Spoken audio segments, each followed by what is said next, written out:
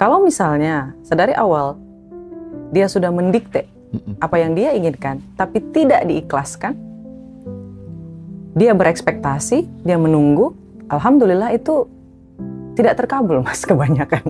Pesta gitu. Betul, aku setuju banget itu. Jadi buat teman-teman kalau misalnya memang sudah tidak sanggup lagi ya ngaku aja sama Allah, ngapain sosok kuat. Nah, ngapain sosok kuat? Iya banget mas, karena kemarin juga kayak gitu. Saya mengakui sama Allah Subhanahu Wa Taala ya mas ya. Ya Allah ya Rabbiku, aku udah nggak sanggup kerja di ojol. Alhamdulillah ya Allah, aku sudah belajar banyak. Aku merasa sudah tidak sanggup lagi di sini. Kumohon padamu, angkatlah derajatku. Ya Allah, terkonfirmasi.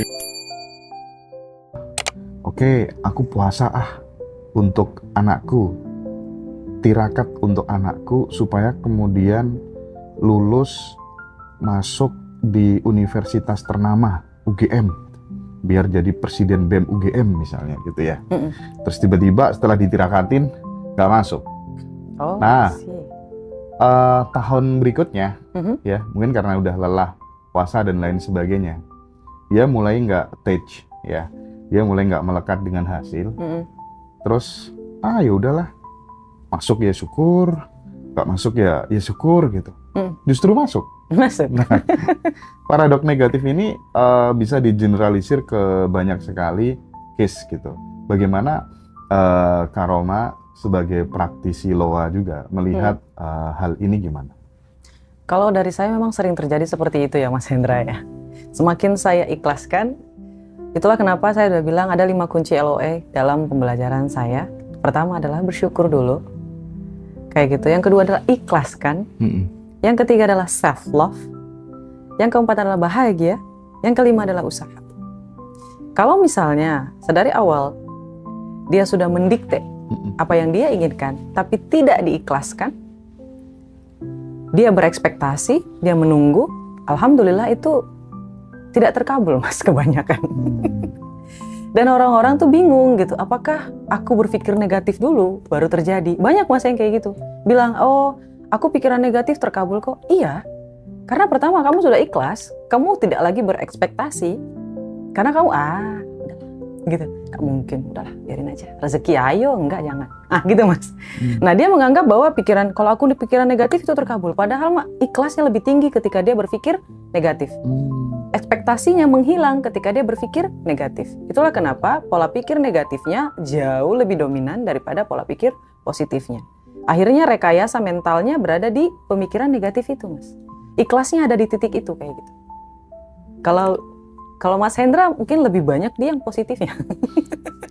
Tapi itu bisa digunakan untuk teman-teman yang pemula nggak? Karena kan berpikir yang negatif tadi, kita menggunakan force kan, energi force kan. Iya. Kita menggunakan energi force. Misalnya, oke, aku bikin event. Ya udahlah, mau nanti pesertanya 10, 20, nggak apa-apa, tetap jalan aja gitu. Itu kan energi force gitu. Betul. Tapi justru kebalikannya yang terjadi gitu. Iya. Tapi apakah itu kemudian skill menggunakan manifesting based on energy force itu bisa ditiru juga, bisa dilakukan untuk mereka yang masih pemula, atau yang pemula harus tahapannya ya menggunakan yang power dengan berpikir yang positif dulu, atau bagaimana? Saya setuju sih sama Mas Hendra. Kalau misalnya dia nggak bisa merekayasa mentalnya di titik posisi positive thinking, it's okay menggunakan yang energi false tadi, yang salah kayak gitu, energi negatifnya nggak masalah. Setiap orang itu punya polanya masing-masing Mas Hendra. Setuju. I like it. Jadi kayak kalau dia bilang kak aku bisanya kayak gini, oh ya udah terusin aja. Kita nggak bisa memaksakan pola, karena pola A, pola B, pola C sampai Z itu berbeda-beda mas setiap manusia. Makanya saya tuh kasihnya kan generalisasi ya mas ya, apalagi kan saya guru ya mas. Saya pasti ngajarin ilmu tuh yang benar-benar bisa general, yang bisa dipakai orang banyak tapi diformulasikan dengan caranya sendiri. Kayak gitu loh mas. Jadi di mana nih titik syukurnya, di mana titik ikhlasnya? Lakukan. Kalau lebih mudah kayak kata masnya yang negatif ya silahkan. Buat apa dipaksakan? Jadi Karoma sebagai praktisi loa juga tidak menentang pikiran negatif gitu. Yes. Oke, setuju. Oke. Terus gini, ada lagi. Aku sempat ngobrol sama salah satu teman gitu. Aku sama Mas Arif RH. Mas Arif RH itu yang penulis kitab ilmu vibrasi gitu ya. Saya lihat tuh mas, itu keren banget itu mas Arif, itu keren banget. Mudah-mudahan suatu hari bisa ketemu ya kan, ngobrol bareng, masya Allah. Pastilah. Nanti aku inilah ya, aku atur biar bisa ketemu berdua. Amin, ya. makasih loh Mas. Ada satu yang menarik, pernyataan atau statement dari Mas Arif RH. Aku pengen tahu bagaimana respon Kak Roma tentang diving semesta gitu. Terkadang misalnya ini harus mengakui kelemahan. Iya. Mengakui kelemahan Tuhan. Aku kayak nggak kuat deh ya, jangan kasih aku ujian yang kayak gini gitu. Itu justru hasilnya menjadi lebih positif gitu. Itu dia menyebutnya sebagai diving semesta gitu. Jadi butuh trik-trik gitu. Semesta itu kita butuh yang namanya diving gitu. Kayak pengakuan ya Mas ya? Nah, ya jadi mengakui kelemahan dirinya gitu. Iya, mungkin benang-benangnya ada di situ. Gimana itu ya? Saya setuju banget Mas, karena kemarin juga kayak gitu. Saya mengakui sama Allah Subhanahu Wa Taala ya Mas ya. Ya Allah ya Rabbiku, aku udah nggak sanggup kerja di ojol. Alhamdulillah ya Allah, aku sudah belajar banyak. Aku merasa sudah tidak sanggup lagi di sini. Kumohon padamu, angkatlah derajatku. Ya Allah, terkonfirmasi nih. Yes Mas, jadi kayak aku udah merasa enough di sini Mas. Kalau ini saya sebenarnya pengen bahas nih. Kalau kemarin tuh saya berpikir ya Allah, ketika aku ketemu lagi dengan Mas Hendra, ada satu ilmu yang pengen aku bahas sama Mas Hendra. Ilmu jijik Mas. Gimana? Baru lagi nih. Iya Mas, jadi ini namanya jijik method. Kita pakai bahasa Inggris ya Mas ya, biar agak sedikit lebih gimana gitu, enough kayak gitu. Jadi perasaan cukup, sebenarnya kalau bahasa Inggrisnya disgusting gitu loh Mas. Disgusting ini karena selalu diucap-ucap sama satu Brian Tracy. Brian Tracy itu bilang sama Jim Rohn, satu lagi. Jim Rohn yang paling luar biasa, dia bilang, ada 3 pertanyaan yang harus kamu tanya dalam diri kamu. Pertama, kamu harus merasa kamu jijik. Haruskah aku selalu di posisi ini sampai aku mati? Kamu harus merasa jijik ketika kamu ingin melangkah. Jadi kayak ngerasa udah gitu loh Mas. Nah kemarin itu saya ngerasa kayak udah, aku nggak mau lagi di sini kayak gitu Mas. Kayak diving semesta itu sejalan deh kayaknya Mas. Terus yang kedua, kenapa bukan kamu kayak gitu loh Mas? Kenapa bukan aku yang ada di sana? Kenapa bukan aku yang naik? Kenapa aku ada di sini? Kayak gitu loh Mas. Itu berulang-ulang dia nanya kayak gitu, itu langsung kena banget gitu di hati aku Mas. Langsung ngomong ke Allah, ya Allah, aku ngerasa cukup. Ya Allah ya Rabbiku, aku udah gak sanggup makan cuma 2 kali sehari. Aku ingin makan 3 kali sehari, ya Allah ya Rabbiku. Tolong. Jadi mau makan 2 kali sehari ya dulu? Iya Mas, awalnya cuma sekali sehari. Ya ampun. Itu sahabat aku yang kemarin, yang namanya Silva Mas. Itu yang ngebantuin aku makan Mas. Makanya sekarang tuh ketika aku sukses, aku bawa kemana-mana Mas sahabat aku itu. Aku kenalin sama orang-orang hebat kayak gitu Mas. Jadi kayak biar dia juga tahu, ini loh orang yang lu tolong selama ini gitu. Bisa loh kayak gitu loh Mas. Sekarang alhamdulillah mau makan apapun bisa gitu loh Mas. Misalnya 3 kali sehari ya Mas ya.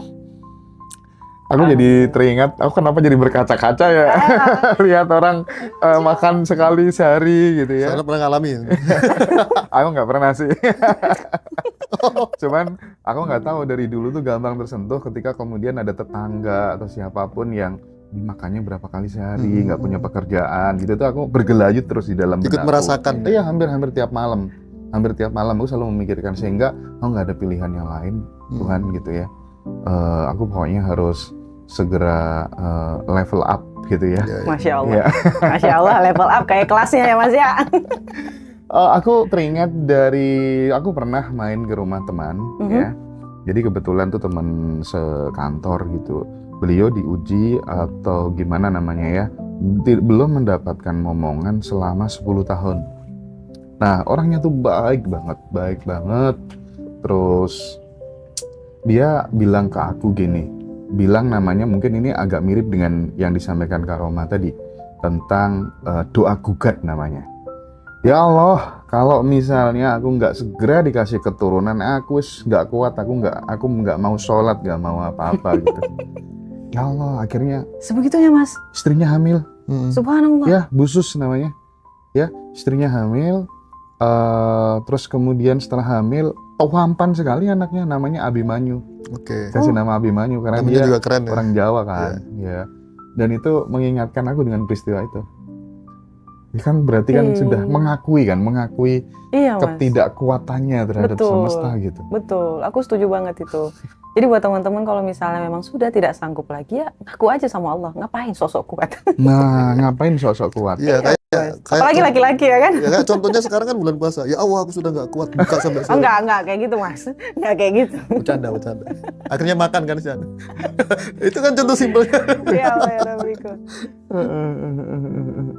Jadi itu menarik. Terus kemudian ini ya, Mas Roji barangkali mungkin bisa kalau misalnya kita lagi sakit hati, salah satu metode untuk kemudian menginstal operating system dan software kemakmuran itu kan pada saat kita sedang emosi yang intensif gitu. Berlebih. Dulu salah satu guruku bilang, Hendra, pada saat kamu bahagia sekali, ya silakan meskipun kamu naik motor atau apa gitu, berhenti dan berdoa, gitu ya. Terus kemudian pada saat kamu sedih, sakit hati sekali gitu, silakan kamu berdoa gitu, karena reticular activating systemnya mulai kebuka katanya. Nah, itu salah satu cara supaya kemudian bisa memasukkan program baru ke bawah sadar kita gitu. Kok saya berkaca-kaca ya Mas dengar ilmunya itu. Jadi setelah kemudian kadang kan kita kan dihadapkan pada sebuah peristiwa yang benar-benar kita tuh sakit hati banget. Ya Allah, aku udah tulus kayak gini, tapi kok masih kayak gitu. Terus akhirnya kan karena kita dulu belum bisa kontrol, kita doakan buruk tuh orang.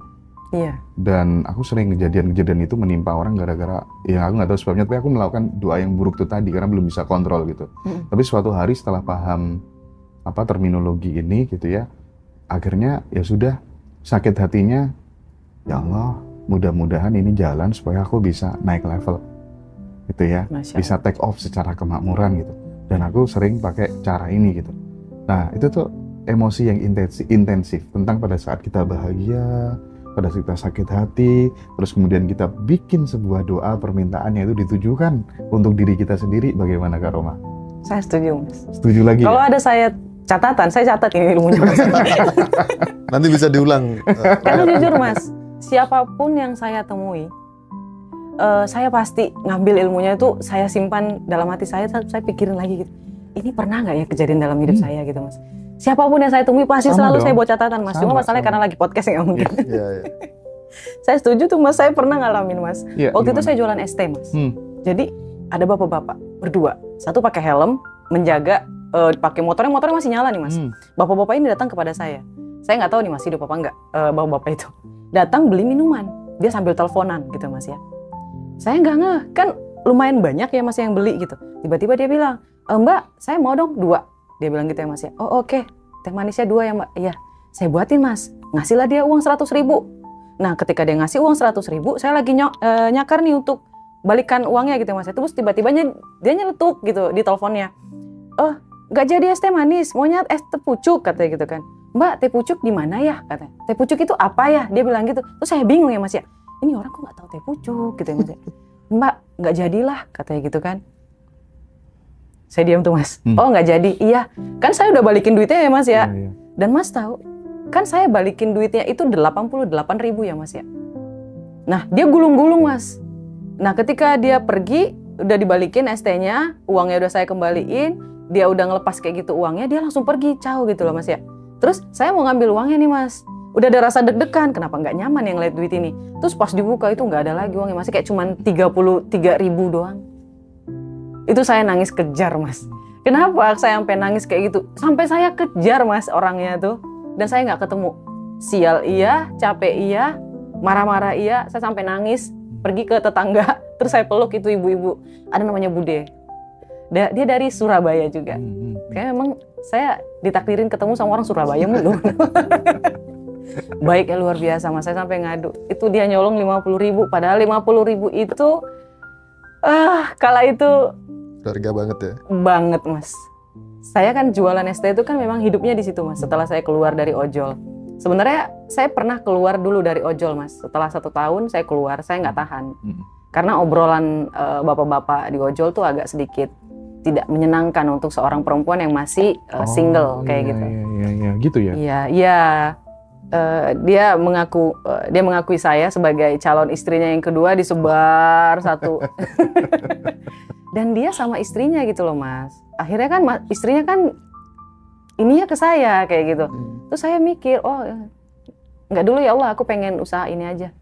Dikasih usaha ST Mas.